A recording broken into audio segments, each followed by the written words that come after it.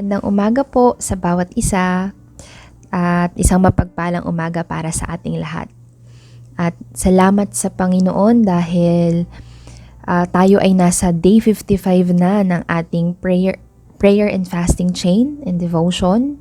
At salamat sa biyaya ng Panginoon dahil tayo ay nakakapagpatuloy sa ganitong klase ng gawain para na rin magpalakasan at ipaglaban ng para sa atin. Napakabuti ng Panginoon dahil kahit hindi tayo nagkikita-kita ay naniniwala po ako na tayo pong lahat ay nagpapalalim na patuloy sa Panginoon at pinipili na manatili sa ating mga secret place. Hallelujah! Ngayon po ay sa day 55 ng ating prayer and fasting chain. Ito po ay pinamagatan kong Breaking the Fear. At ang ating pong verse ay matatagpuan sa 2 Timothy chapter 1 verse 7 to 8. At sabi po dito, "For the Spirit that God has given us does not make us timid. Instead, His Spirit fills us with power, love, and self-control. Do not be ashamed then of witnessing for our Lord. Neither be ashamed of me, a prisoner for Christ's sake. Instead, take your part in suffering for the good news as God gives you the strength for it." Sa Tagalog naman po ay, sapagkat hindi tayo binigyan ng Diyos ng spirito ng kaduwagan, kundi spirito ng kapangyarihan, pag-ibig at disiplina sa sarili. Kaya huwag kang mahihiyang magpatotoo tungkol sa ating Panginoon o tungkol sa akin na bilanggo dahil sa Kanya. Sa halip, sa tulong ng Diyos, makibahagi ka sa mga paghihirap dahil sa magandang balita. Tayo po ay sandaling manalangin. Lord, maraming salamat po sa panibagong araw na binigay mo sa amin para kami po ay makapanalangin at magkatipon-tipon sa iyong presensya. Lord, sa umaga pong ito, gabayan mo po kami. Buksan mo po ang aming mga spiritual eyes, ang aming mga spiritual ears, and even the eyes of our understanding, Lord, for us to be able to understand, Lord, ang mga gusto mong sabihin sa amin sa araw na ito. Itago mo po kami sa iyong likuran, Panginoon, and I declare that no man shall glory today, Panginoon. Salamat po, O God. Lead us all throughout. Thank you, Lord. In Jesus' name we pray. Amen. So, dito po sa 2 Timothy, ay ito po ay sulat ni Apostle Paul para kay Timothy na siyang mini-mentor ni Paul. Kumbaga, si Timothy ay protege ni Paul. At siya rin ay naging kasakasama ng apostol sa paglilingkod. Isa si Timothy sa mga trusted partner ni Paul. At ang sulat na ito ay sinulat ni Apostle Paul para palakasin si Timothy dahil nararamdaman niya na malapit nang matapos ang buhay niya. At ito ay para mapalakas siya dahil unang-una, maaaring nakaramdam na si Timothy ng pagkabalisa dahil unang-una ay nakulong si Apostle Paul na siyang mentor niya, ang spiritual father niya. Ikalawa ay si Timothy na ang siyang maghahawak ng mga pastoral responsibility na naiwan ni Paul. At by this time ay dumadami na rin ang mga false teachers sa kanilang lugar na pinagpipreachan ng gospel. At bilang spiritual father ni Paul, ni Timothy rather, ay maaaring alam na talaga ni Paul yung timid nature ni Timothy. And by this time, ine-encourage ni Apostle Paul ang kanyang protege to pursue his faith at yung pag-share ng gospel. At syempre, tulad ni Timothy, tayo din ay kailangang mapaalalahanan na may banal na espiritu na permanenteng nananahan po sa ating buhay na siyang nagpapalakas sa atin, gaano man kahirap o kadelikado ang ating mga pinagdadaanan sa buhay. Ngayon po ay i-breakdown natin ang verse 7 na nagsasabing, "For God or for the Spirit that God has given us does not make us timid. Instead, His Spirit fills us with His power, love, and self-control." So, basically, I-breakdown po natin ito into first one, the spirit of fear and timidity. Second, the spirit of power. Number 3, the spirit of love. And number 4 ay yung spirit of self-control. In this verse, meron talagang ongoing battle between the spirit of fear and timidity and the Holy Spirit na nananahan sa atin. Ano nga ba tong spirit of fear and timidity? Unang-una, this spirit is not from God. Napakarami pong accounts sa Bible, even in the Old and New Testament, na palaging nagpapaalala ang Panginoon sa atin na huwag tayong matakot. In Isaiah 41 verse 10, doon sinabi ng Panginoon, "Fear not, for I am with you." At doon naman po sa New Testament, isang halimbawa ay yung naglalayag ang mga disciples at bigla dumating si Jesus dahil ire-rescue sila sa kalagitnaan ng mga bagyo. Sabi ni Jesus, "It is I, do not be afraid." So kung inaayawan ng Panginoon ang pagkatakot, basically ito ay hindi galing sa Kanya. Because the God that we serve is not coward, the God that we serve is not shy, the God that we serve is not timid, but the God that we serve has a lot of power, might, and strength. Pero ito pong fear not ng Panginoon ay may kalakip na pananampalataya mula sa atin. Bakit po? Dahil halimbawa na lang po itong COVID-19 crisis. Hindi po sinabi ng Panginoon, ito pong COVID-19 crisis ay nagtatanim ng isang malaking fear propaganda sa puso ng bawat isa. At hindi sinabi ng Panginoon kung kailan matatapos, hindi sinabi ng Panginoon kung ano ang mga susunod na mangyayari, hindi sinabi ng Panginoon kung ano pang mga magaganap. Pero ang paalala ng Panginoon ay fear not. Dahil sa kalagitnaan po ng pagkatakot na nadarama natin sa mga oras at panahon na ito, ang gusto pong makita ng Panginoon ay yung pananampalataya natin sa Kanya. Dahil alam niyo po mga kapatid, hindi porkit nakakaramdam tayo ng takot ay dapat na tayong matakot. Dahil minsan kapag nakakaramdam tayo ng takot, mas dapat tayong manampalataya. Mga kapatid, let our faith be our strong weapon in hand to conquer the fear. Hallelujah! At ang pangalawa po ay, ang spirit of fear and timidity, it makes us accomplish nothing. Dahil ito pong spirit na to ay kinukulong tayo sa ating mga comfort zones. It makes us paralyzed and ineffective. Sabi nga po ng isang napanood ko, sabi doon ni Joyce Meyer, it is sent out from the enemies to keep us from moving forward. Hindi naman ibig sabihin nun wala na tayong power.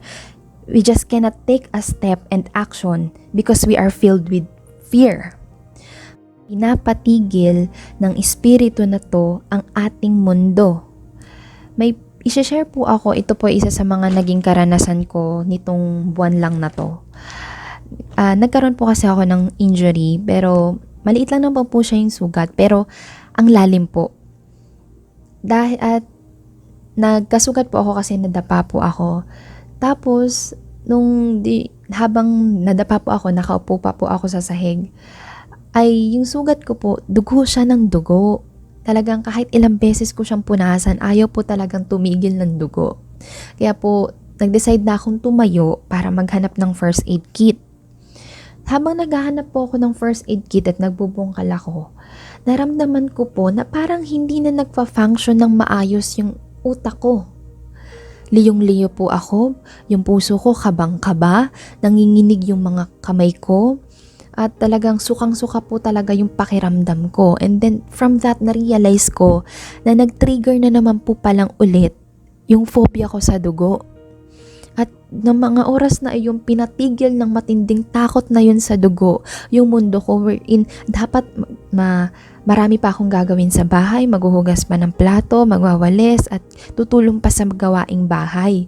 At ng mga oras na yun talagang napatente ako, napatigil ako, nagpahinga ako. At from that, in relation to the spirit of fear and timidity, ganito yung ginagawa sa atin ng kalaban. Pinipigilan tayo nito na hakbangan yung mga bagay na pinapagawa sa atin ng Panginoon, especially in sharing the gospel. At dahil din sa takot na tinatanim ng kalaban sa atin, kaya maraming mga nasasayang na opportunities, personal opportunities din po. Halimbawa sa trabaho, may mga trabaho na hindi natin napasukan dahil natakot tayo, even in school activities, mga hindi natin nasalihan kasi natakot tayo, and most especially in sharing the gospel, pinipigilan tayo nito na hakbangan ang pinapagawa sa atin ng Panginoon. Kaya we should always be aware that this spirit is not from the Lord. At makagawa na po agad tayo ng aksyon para pigilan ng ganitong klaseng spirit. Pangatlo po ay tong spirit of fear and timidity, it robs our destiny. Sabi po ulit ni Joyce Meyer doon sa napanood ko, this is the master spirit that the devil uses to try to keep us from the good things that God has in mind for us. Ang spirit na to ay siyang naglilimita po sa atin. At kapag po tayo ay higit na na-dominate ng takot, it will bring a great impact in our faith life, causing it to wither. Kasi ang takot ay mas minamagnify po nito ang inabilities natin, ang weaknesses natin, ang mga shortcomings natin na siyang naghahadlang sa growth, destiny at development natin sa Panginoon. Pero praise God, hallelujah, hindi po ito ang binigay na spirit sa atin ng Panginoon. But God has given us the Holy Spirit na may dala ng spirit of power, love, and self-control. Ngayon naman po, in the spirit of power, ito po ay nasa parte na po tayo ng Holy Spirit. Binigyan po tayo ng spirit of power. And the spirit of power is the Holy Spirit itself. At kung ang spirit of fear and timidity, it makes us accomplish nothing. On the other hand, the spirit of power or the Holy Spirit, it makes things happen and enables us to do what God expects us to do. So, hinahayaan itong mangyari mga bagay-bagay according sa kalooban ng Panginoon at nagagawa natin yung mga bagay ng ine-expect ng Panginoon na gawin natin. Ano po ba yung bagay na yun? It is sharing the gospel. Pero, mga kapatid, we cannot do it by our own strength and might. Kailangan natin ng kapangyarihan ng Panginoon because apart from Him, we are nothing. And our human nature po is weak. That's why we need to be empowered by the Holy Spirit. Sabi nga po ng 2 Corinthians 12 verse 9, my grace is sufficient for you, for my power is made perfect in weaknesses.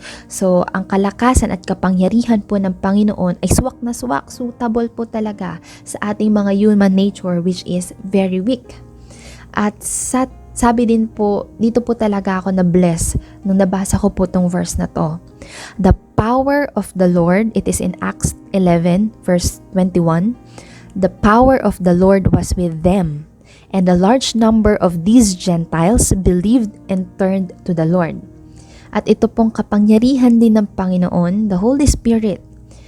Tulad ng mga exhortation natin ng mga nakakaraang araw po, ang Holy Spirit ang siyang nararanasan ng mga believers, kaya sila nakapagpatanggap ng maraming Gentiles. Kung sa sarili lang po nilang kakayahan yon, hindi po nila magagawa yon. Same with us. Kung sa sarili lang po nating kakayahan, gagamitin po natin, wala po tayong magagawa. Mga kapatid, the Holy Spirit made it possible. And the Holy Spirit always make the difference. Hallelujah, God is good. And also po, ito pong spirit of power ay it makes us operate in the supernatural. Sabi po sa 1 Corinthians 12, verses 10 to 11, He gives one person the power to perform miracles, and another the ability to prophesy. He gives someone else the ability to discern whether a message is from the Spirit of God or from another spirit.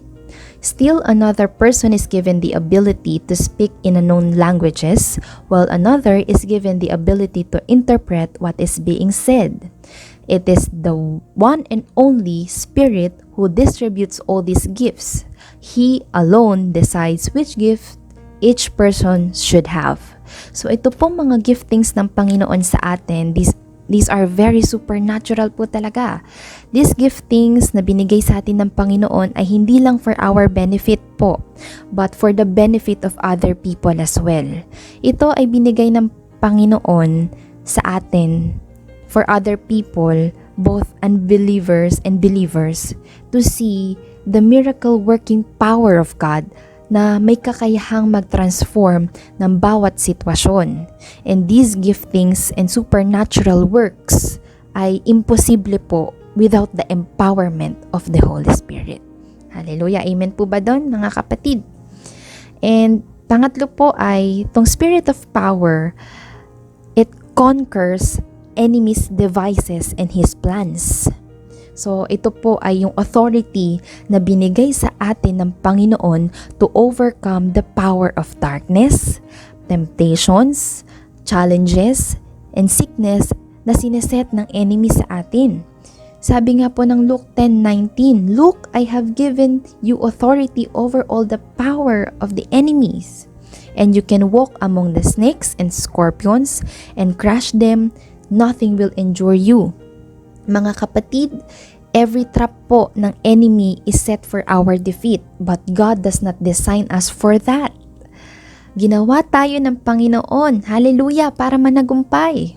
He created us for victory, and the Holy Spirit within us gave us the power to command the enemies to live and triumph over its head. Hallelujah! Sobrang makapangyarihan ng banal na spiritu na nilagay sa atin ng Panginoon. And we should always claim that and activate it in Jesus' name. Hallelujah! At alongside with that po ay hindi lang po spirit of power ng dala ng Holy Spirit, but also the spirit of love. At ang spirit of love po ay it pushes us, pinupush nito tayo para mahalin yung ibang tao despite of their background or despite their background. Sabi po sa Romans 13:8, "Owe nothing to anyone except for your obligation to love one another. If you love your neighbor, you will fulfill the requirements of God's law." Share ko po yung nabasa ko sa isang libro. Ito po yung libro ni Jonah San Diego na Letters of Solana. Meron po dong isang letter na pinamagatan niyang Loving the Wrong Ones. Nung nabasa ko po yung title, nagtaka po ako. Sabi ko, bakit ako magmamahal ng maling tao? Tamang tao nga yung hinahanap ko. So, nung binasa ko po yung content, doon po ako naliwanagan. Kasi ang tinutukoy po pala doon na mga wrong ones ay yung mga taong na-reject, yung mga taong iniwan, at yung mga tao na hindi nakaramdam ng pagmamahal. At tayo po bilang anak ng Diyos at binigyan ng Panginoon ng banal na spiritu at spiritu ng pagmamahal, ang kailangan po natin gawin, sabi po sa Romans 13:8, it is our obligation to love one another. Maging extension po tayo ng pagmamahal ng Diyos sa ating mga kapatid na hindi pa nakakakilala sa Lord. Ito ang obligasyon na meron tayo, ang mahalin sila, ano man po yung background na meron sila. Sila yung higit na nangangailangan po ng pagmamahal ng Diyos na hindi naman po nila maramdaman dahil malayo sila sa Kanya. Iparamdam po natin na kahit na makasalanan o kahit na umpos-tao pa yung pagkakamali na nagawa nila, ay maramdaman po nila na may handa pa ring magmahal sa kanila at ang Diyos yun. Sabi nga po, 'di ba, sabi po sa 1 Corinthians 13:7, love never gives up. Love never loses faith, is always hopeful, and endures through every circumstance. Mga kapatid, wag po natin sukuan yung mga VIPs and target persons natin. Palagi po tayong magpa-empower at magpapuno sa banal na spiritu. Wag natin silang sukuan dahil ang Holy Spirit mismo po ang maglalagay sa atin ng pagmamahal. Pagmamahal sa puso natin para mahalin po at i-reach out sila dahil mahal din sila ng Panginoon. Hallelujah! Thank you, God! At mga kapatid, yung ginagawa po nating paglilingkod sa Panginoon ay talaga pong gawin po nating foundation, ang love ng Lord sa paglilingkod. Gawin po natin yun kasi mahal natin siya.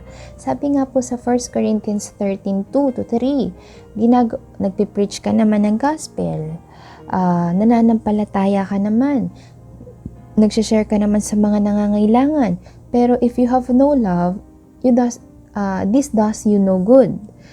Tandaan po natin mga kapatid na the good deeds and the giftings without the leading and empowerment of God's love are useless po. Amen! Hallelujah po! And lastly po, meron po tayong spirit of self-control. Ito din po ay ang Holy Spirit. And the spirit of self-control manages our emotions in the midst of temptations and distractions. Ang banal na spirito po ito po yung hatid ng Holy Spirit sa buhay natin na kung saan ay binibigyan tayo nito ng lakas upang pigilan po yung mga negative na emotions na nagko-control o mag-control sa atin sa kalagitnaan ng mga sitwasyon.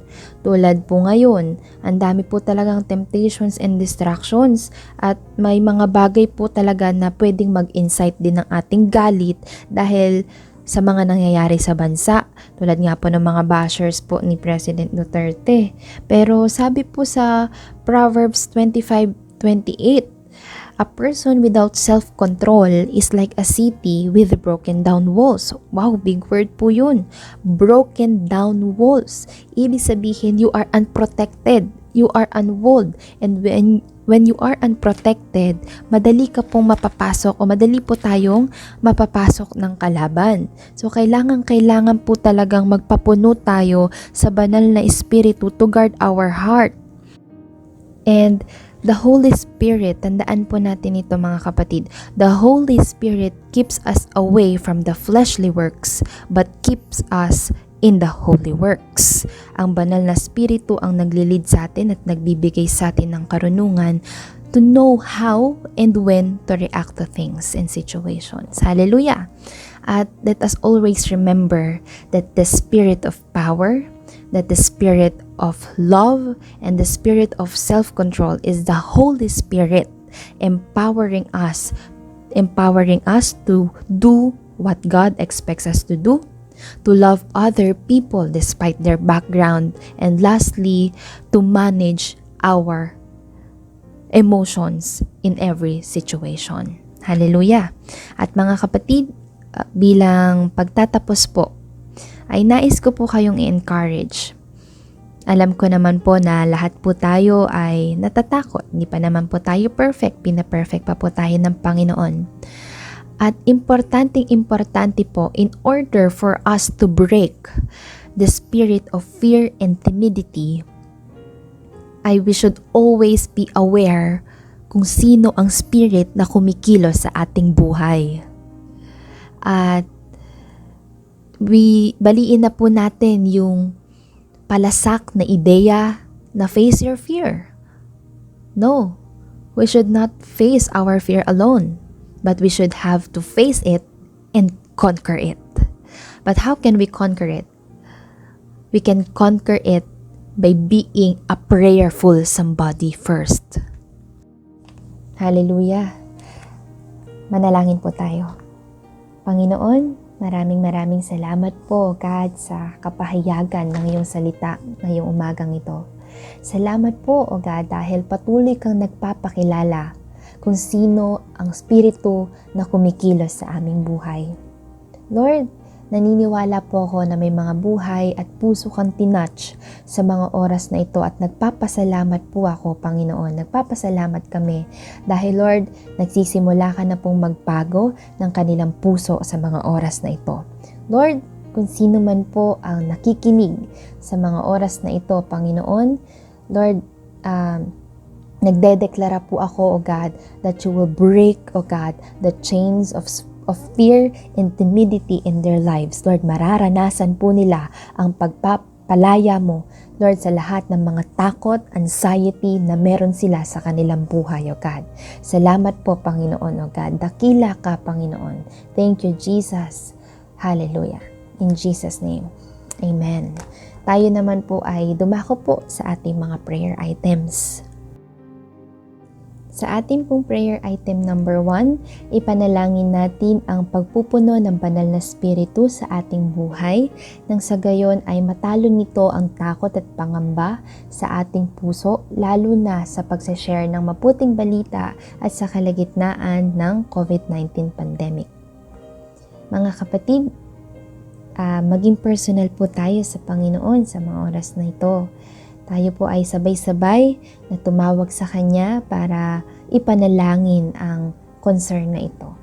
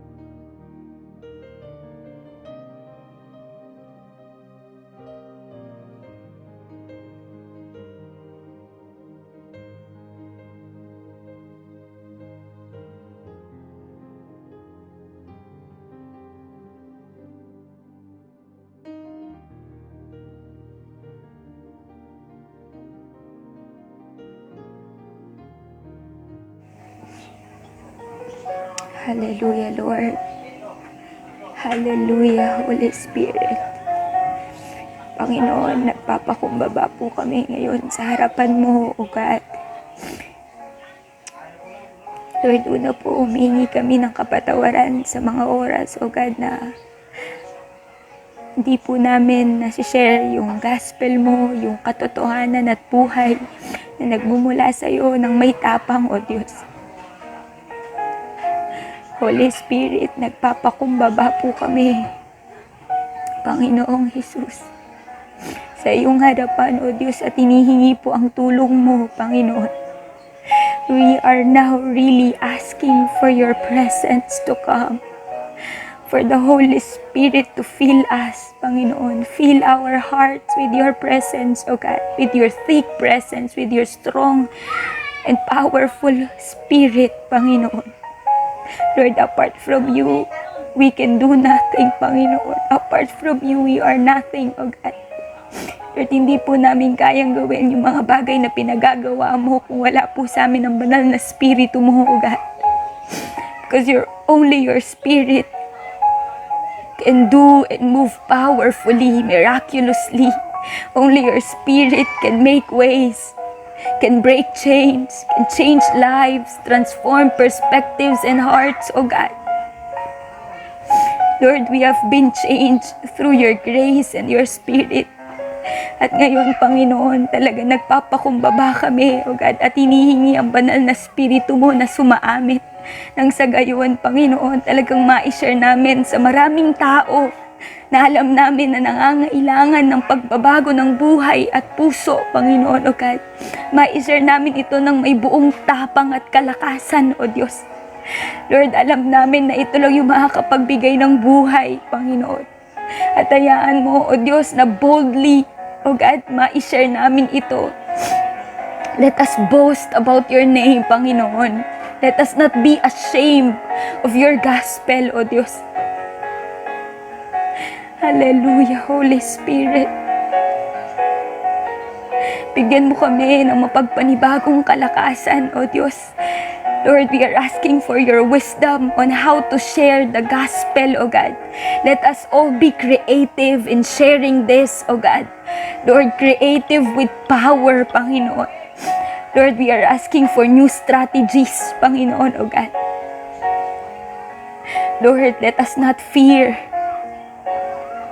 Let us not be ashamed of this. Bigyan mo kami ng kalakasan, ng katapangan, Panginoon. Kasiglahan. Dahil buhay ang sinishare namin at buhay ang mababago, Panginoon. Hallelujah. Holy Spirit, only you can do this, O God.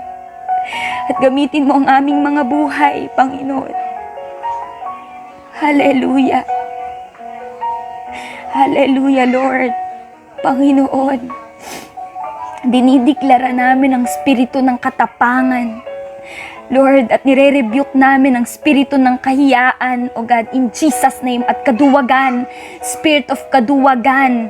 Lord, we rebuke this in Jesus' mighty name, O God. At pinapalitan namin ito ng spirito ng pag-ibig, ng compassion, ng katapangan, Panginoon. Holy Spirit, help us to empty ourselves before you and fill us with your Spirit. Panginoon, hallelujah. We ask for you, Holy Spirit.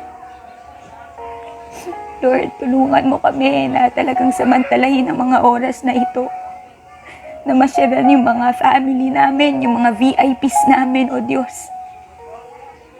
Lord, with conviction, with power, with your anointing, because the anointing makes the difference, O God. Lord, you will not just utter words, empty words, O God, but words with power, O God. Hallelujah, O Diyos. Thank you, Lord. Thank you, Jesus. Lord, sa'yo kami umaasa, Panginoon. Because only your Spirit can push us. Lord, let your Spirit without limit be upon us, O God. Salamat po, Panginoon, sapat at Lord, higit pa sa sapat ang biyaya mo. Hallelujah. Patuloy ka naming pinupuri at hinihingi, O God. Hallelujah. We glorify your name. We exalt you, O Diyos. Hallelujah. In Jesus' name we pray. Amen.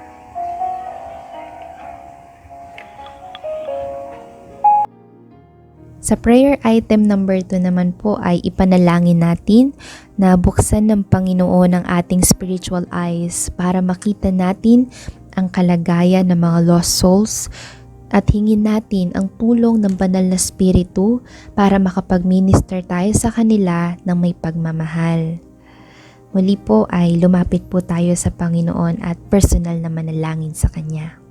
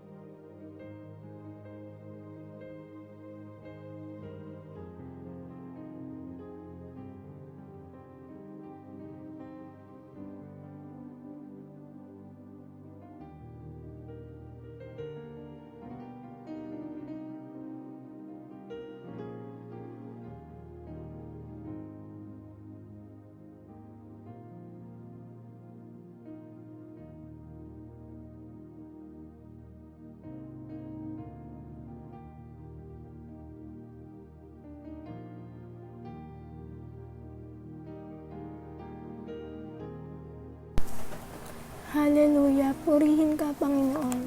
Lord, salamat po sa pagkakataon na ito na inyong ipinagkaloob sa amin ngayong araw na ito, O God. Lord, hinihingi po namin ang banal mong presensya na maghari sa amin. Lord, idinadalangin po namin na buksan mo, Panginoon, ang aming spiritual eyes para makita namin ang tunay na kalagayan ng mga kapatid namin na lost soul, Panginoon. Lord, hinihingi po namin ang tulong ng banal na espiritu para makapag-minister sa kanila ng may pagmamahal, O God. Lord, iparanas mo rin po sa kanila kung anong naramdaman namin noong unang araw na nagparanas ka sa amin.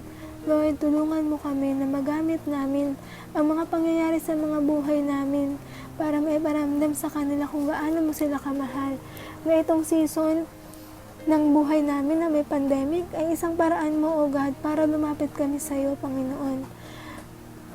Lalo na, Panginoon, ang mga kapatid namin na nakararanas ng anxiety, depression dahil sa COVID-19, maghari ka sa kanila, Panginoon. Iparamdam mo sa kanila na palaging may pag-asa, na sa iyo lang namin mararanasan ang tunay na pag-ibig. Sa iyo lang namin mararanasan ang tunay na kapayapaan. Na sa iyo lang namin mararanasan ang tunay na kasiyahan, O God. Na sa iyo lang namin mararanasan ang tunay na kagalakan, Lord. Lord, maraming salamat po, Panginoon, sa unfailing love mo, O God. Ipuin mo po ang puso ng bawat isa na makapagsisi na at tanggapin ka sa mga buhay nila bilang Panginoon at tagapagligtas ng buhay nila. Lord, kayo na pong bahala sa bawat isa sa amin, O God. Lord, maraming salamat po, O God. Binabalik po namin ang pinakamataas na papuri, pagsamba at pasasalamat sa dakilang pangalan ng iyong anak na si Jesus. Amen, amen, amen. Sa ating pong prayer item number 3, ipanalangin ang pagkilos ng Holy Spirit sa mga kababayan natin na nagkaroon ng COVID at mga pamilyang Pilipino na pahupain ng pagmamahal ng Diyos ang takot at pangamba sa kanilang puso. Mga kapatid, manalangin po tayo.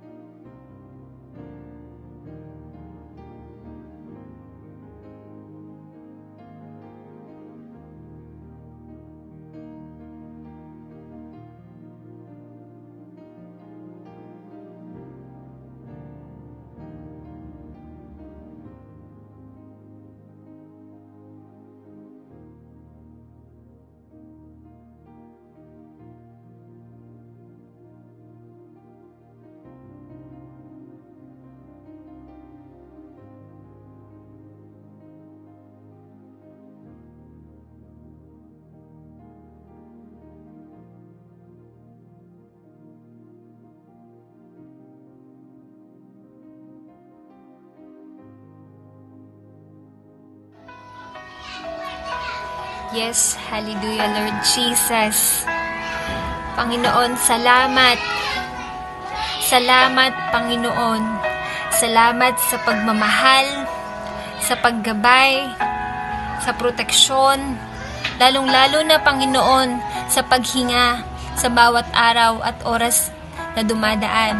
Salamat, Panginoon, dahil ang bawat paghinga ng bawat Pilipino ay blessing sa mga nadaan na panahon. Lord, alam namin yung kinakaharap namin, Panginoon, ang epidemyang kinakaharap namin. Lord, lumalapit kami sa iyo ngayon. Ipinapanalangin, idinudulog, Panginoon, sa iyo ang bawat segundo, Panginoon, ang bawat oras, Panginoon, araw, Panginoon, ang bawat buhay namin. Lord, bigyan mo kami ng pusong talagang humihingi, Panginoon, ng patawad. Puso talaga, Panginoong, ibinibigay lahat sa iyo. Hayaan mo, Panginoon, na kumilos ang banal na espiritu sa bawat pamilyang Pilipino. Kumilos ang banal na espiritu sa bawat mamamayan, lalong-lalo na, Panginoon, sa mga taong nangunguna, Panginoon, nakaharapin, Panginoon, ang epidemyang kumakalat na ito. Lord, bigyan mo kami, Panginoon, ng kalakasan, Panginoon, na harapin ito. Bigyan mo kami, Panginoon, ng kalakasan na huwag matakot at mangamba sa kung anong, Panginoong, kinakaharap namin. Huwag mo, Panginoong, hayaan na ang bawat puso ng bawat Pilipino ay matakluban, Panginoon, at matalo, Panginoon, ng takot, Panginoon. Lord, naniniwala kami na kapag sa'yo kami dumipende, walang malaking epidemya sa napakalaking Diyos. Walang malaking epidemya kapag ang puso at buhay namin ay binigay namin sa iyo. hahayaan namin, Panginoon, na manahan ng banal na Espiritu, Panginoon, sa bawat isa. Tulungan mo kami, Panginoon, na ang Holy Spirit ang siyang dumaloy sa bawat araw, oras, Panginoon, segundo ng buhay namin, Panginoon. Lord, hayaan niyo, Panginoon, na talagang kami ay lumapit sa iyo. Maraming salamat, Lord, dahil alam namin na sa bawat araw ay kasama ka namin, gayon din ang banal na Espiritu na siyang magpapalakas at magtatanggal, Panginoon, ng kung anumang takot ang nabibigay sa puso namin, Lord. Alam namin, Panginoon, na sa bawat paghakbang namin sa aming tahanan, sa bawat paglabas namin sa aming mga pintuan, nandoon ang takot, Panginoon, at pangamba sa bawat puso ng isa. Dahil sa kumakalat na epidemya, pero Lord, lagi mo Panginoong dinudulog, lagi mong sinisiksik sa isip namin na you are with us, Panginoon, Lord Jesus. Salamat, Panginoon, Lord, patuloy naming ipinapanalangin ang pagkilos ng banal na Espiritu sa bawat buhay namin, lalong-lalo na sa mga naapektuhan ng COVID-19 na yan, Panginoon. Lord, in the name of Jesus, alam namin, Panginoon, nakasama ka naming lumalaban dito. In the name of Jesus, wala na yung COVID na yan. Salamat, Panginoon. Patuloy mo talaga kami, Panginoong, i-cover, Panginoon.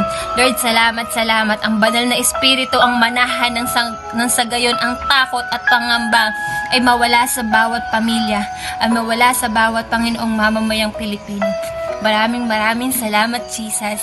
Hallelujah, Lord God. Thank you so much. Hallelujah. To you be all the glory and highest praise in Jesus' name. Amen. Praise God. Sa prayer item number 4 naman po, ay ideklara natin ang pagkakapos at pagkatalo ng fear propaganda na tinatanim sa atin ng kalaban sa ating personal na buhay, sa ating pamilya, sa ating iglesia at sa buong bansa. Busalan natin ang bibig ng spiritu ng takot. Mga kapatid, tayo po ay muling manalangin at lumapit ng may pagpapakumbaba at reverence sa Panginoon.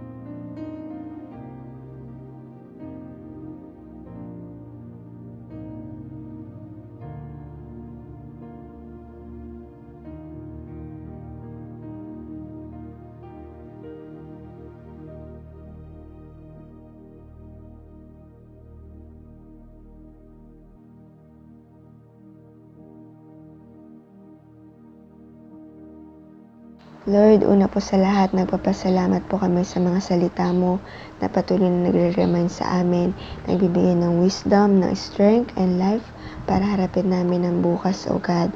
And Lord, sa mga oras na to, tinutuldukan namin ang gawa ng dyablo sa pangalan ni Jesus, sa aming mga buhay, sa aming pamilya, sa iglesia at sa buong bansa, O God. Lord, inaayawan namin ang spirito ng pagkatakot sa pangalan ni Jesus dahil ito ay hindi galing sa iyo, O God. Lord, ayaw namin malimitahan sa mga kaya pala namin gawin, especially, Lord, sa pag-share ng gospel, O God. Lord, marami man kami nakikita na hindi maganda, iba't ibang sitwasyon, mga battle, pero Lord, nagtitiwala kami sa iyo sa magagawa mo, O God. Sinabi mo, Lord, huwag kaming matakot, mag-alala, mangamba, for you are with us, O God. You will help us, strengthen us, you will give us hope and a future, O God. Lord, patuloy lang namin panghawakan ng mga salita mo, Lord, yung mga pangako mo ng punong-puno ng pananampalataya, O God. Lord, i-increase mo nga po yung faith namin sa iyo. Lord, dahil sinabi mo, O God, sino man nagtitiwala sa iyo ay hindi mabibigo at mapapahiya, Lord. Tulungan mo nga kami, Lord, na i-fix namin yung eyes namin sa'yo, mag-stand firm, maging strong and very courageous. Help us, Lord, na magkaroon kami ng spirit of boldness and not timidity in the name of Jesus, O God. Lord, magawa nga po namin yung pinapagawa mo with love, Lord. And Lord, kagaya nga po ng kanta, dinedeklara po namin sa aming mga sarili, Lord, we are no longer slave to fear in Jesus' name, O God, dahil kami ay mga anak mo, Panginoon. Thank you, Lord, sa katagumpayan, Lord, sa kagalingan, sa proteksyon, sa provision na binigay mo sa lahat ng mga anak mo na nakikinig ngayon, O God. Lord, pinagkakatiwala po namin sa inyo ang lahat-lahat. Lord, marami pong salamat. Lord, in Jesus' name, Amen. Panginoon, maraming salamat po, Panginoon, sa pagsama mo po sa amin sa umagang ito, sa aming pong pananalangin at sa kapahayagan po ng iyong salita. Lord, salamat po, O God, for we know that you are our hearer from heaven. And Lord, all of these prayers, Panginoon, ay nakarating na po, O God, sa langit. And thank you, O God, because the moment that we pray, O God, a command has been given already, O God, in Jesus' name. And Lord, Panginoon, salamat po, O God, sa buhay ng mga nakasama ko po ngayon sa aming pong pananalangin, si Lay po, si Ruth, si Ate Reyna, at si Ate Sheila. Lord, salamat po sa buhay nila. O God, pagpalain mo po sila at ang kanilang buong pamilya.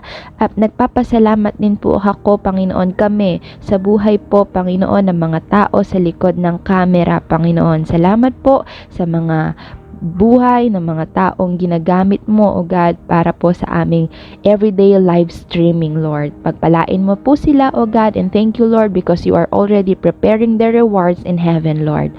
We pray and we declare, Lord, that your perfect love, Lord, will cast out every fear that we have in our hearts. Salamat po, Panginoon. To you be all the praises, the glory, and the honor. In Jesus' name we pray. And everybody say, Amen. God bless po sa bawat isa, and in behalf of my family po, we greet you a good and blessed morning. Thank you po. God bless po sa lahat po ng ating mga kapatid na nakikinig sa umagang ito. Pagpalain po kayo.